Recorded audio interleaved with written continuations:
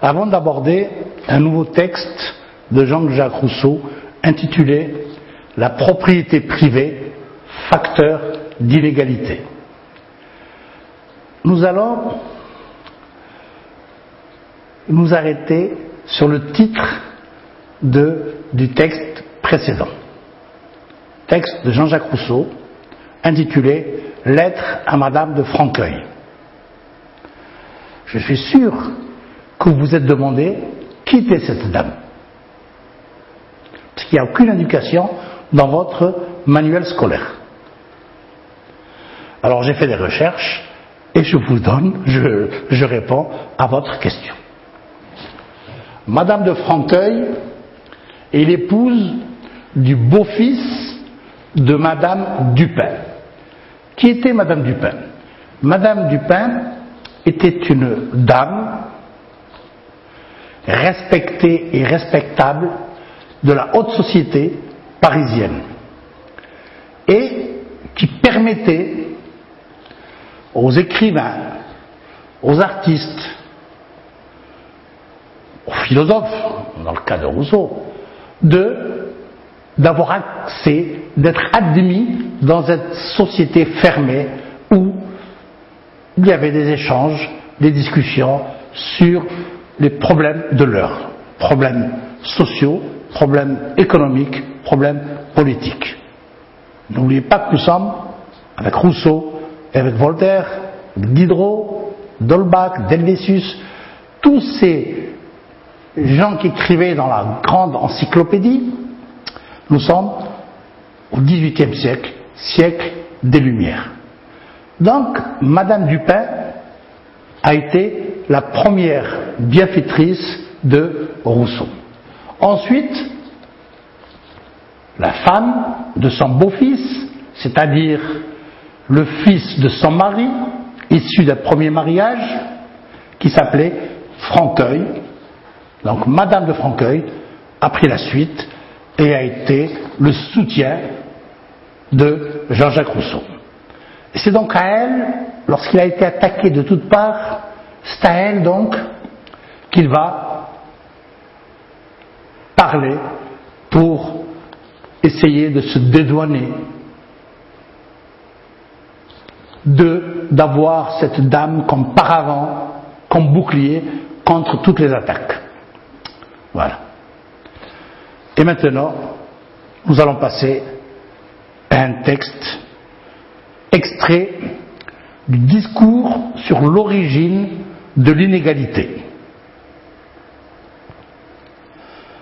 Alors, là, c'est une réflexion sur l'inégalité sociale.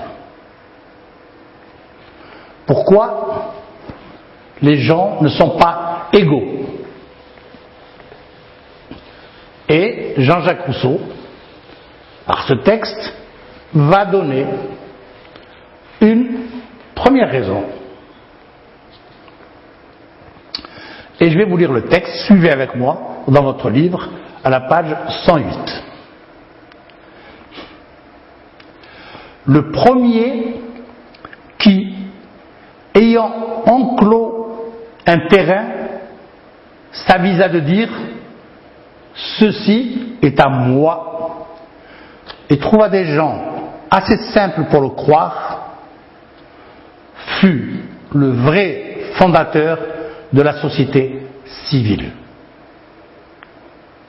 Que de crimes, de guerres, de meurtres, que de misère et d'horreur n'eût point épargné au genre humain celui qui, arrachant les pieux ou comblant le fossé, eût crié à ses semblables « Gardez-vous d'écouter cet imposteur. Vous êtes perdus si vous oubliez que les fruits sont à tous et que la terre n'est à personne. » Mais il y a grande apparence qu'alors les choses en étaient déjà venues au point de ne plus pouvoir durer comme elles étaient, car cette idée de propriété, dépendant de beaucoup d'idées antérieures qui n'ont pu naître que successivement, ne se forma pas tout d'un coup dans l'esprit humain.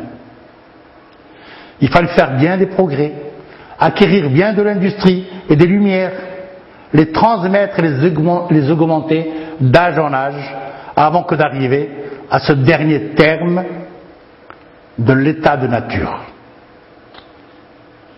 La métallurgie et l'agriculture furent les deux arts dont l'invention produisit cette grande révolution. Pour le poète, c'est l'or et l'argent, mais pour le philosophe, ce sont le fer et le blé qui ont civilisé les hommes et perdu le genre humain. Nous allons suivre le texte ligne après ligne.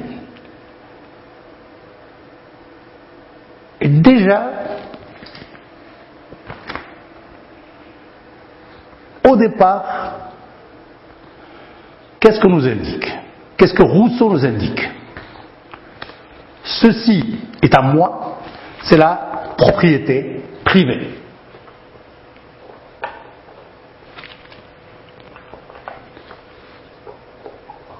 Propriété privée. Qu'est-ce qu'elle va occasionner, cette propriété privée? Elle va occasionner des crimes, des guerres, des meurtres et de l'horreur.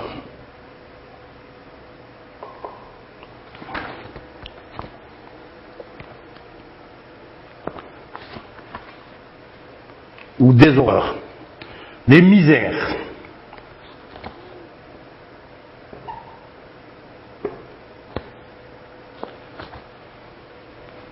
Donc je reprends, la propriété privée a pour conséquence des calamités comme les crimes, les guerres, les horreurs, les misères, les meurtres. Et c'est cet acte-là du « ceci est à moi » qui est l'acte fondateur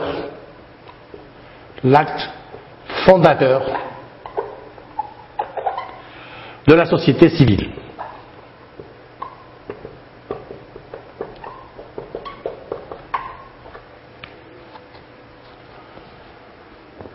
Il y a eu des crimes, des guerres, des meurtres, des misères, des horreurs. Pourtant,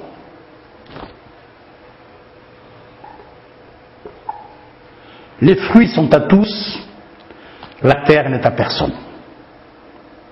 Voilà le grand principe que défend Rousseau. La terre n'est à personne. La terre n'est à personne.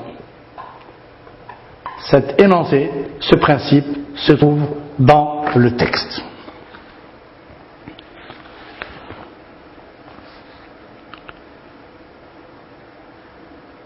Suivez-moi bien. Gardez-vous d'écouter cet imposteur. Vous êtes perdus si vous oubliez que les fruits sont à tous et que la terre n'est à personne. Que signifie imposteur? Imposteur signifie menteur ou bien bluffeur. Alors, la personne qui a enclos le terrain, la première personne qui a enclos un terrain et qui a déclaré que c'était sa propriété privée, pour Rousseau, c'est un imposteur, c'est un bluffeur. Et la personne qui va arracher les pieux de l'enclos, qui va combler les fossés, et qui va dire que la terre appartient à tous. Cette personne-là est une personne qu'il faut écouter, parce que l'autre, la personne de la propriété privée, pour Rousseau, est un imposteur, un menteur, et donc un bluffeur, pour employer une expression familière. Nous voyons donc que la propriété privée engendre un certain nombre de calamités et que la propriété privée ne doit pas exister. Et c'est cette propriété privée qui est un acte fondateur de la société civile, celle que nous connaissons aujourd'hui. Oublier ce principe, pour Rousseau, c'est se perdre. C'est se perdre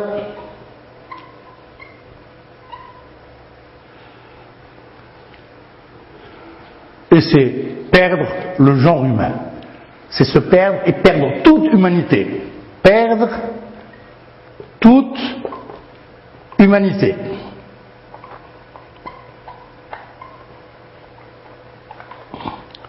Cela signifierait, de manière implicite, que lorsqu'on perd toute humanité, que lorsque le genre humain se perd, c'est qu'on redevient à l'état d'animal. Voilà ce que implicitement veut dire Jean-Jacques Rousseau. Ça, c'est dans son premier développement. Nous allons voir que dans un deuxième développement, il nous dit que toutes ces idées, ce sont des idées antérieures, qui sont nées et se sont développées d'une manière successive, d'âge en âge. Et en conclusion,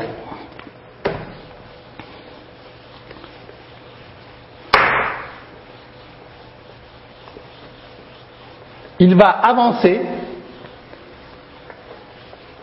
affirmer que la métallurgie, travail du fer, et l'agriculture, travail de la terre, ont permis le progrès de l'industrie,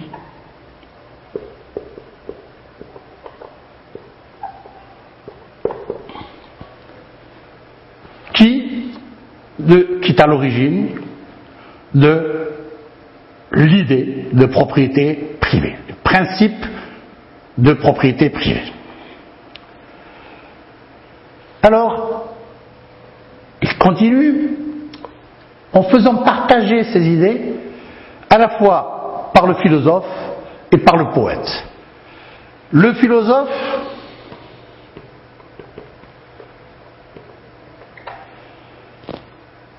pour le philosophe, c'est le fer et le blé. Pour le philosophe, c'est le fer et le blé qui sont à l'origine du progrès humain, de la société civile, et donc de la perte du genre humain que nous avons vu précédemment. Pour le poète,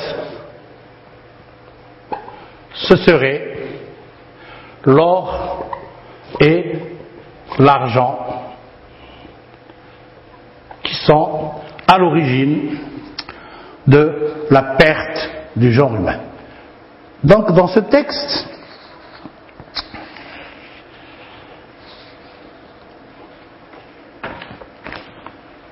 il y a là aussi, comme dans les textes que nous avions déjà vus, un titre sans phrase verbale. La propriété privée, virgule, facteur d'inégalité.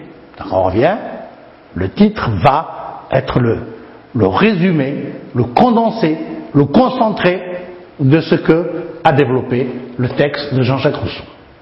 Ici, nous verrons que la propriété privée, facteur d'inégalité, et il y a ici une élision du connecteur de cause à effet. Voilà. À la prochaine fois.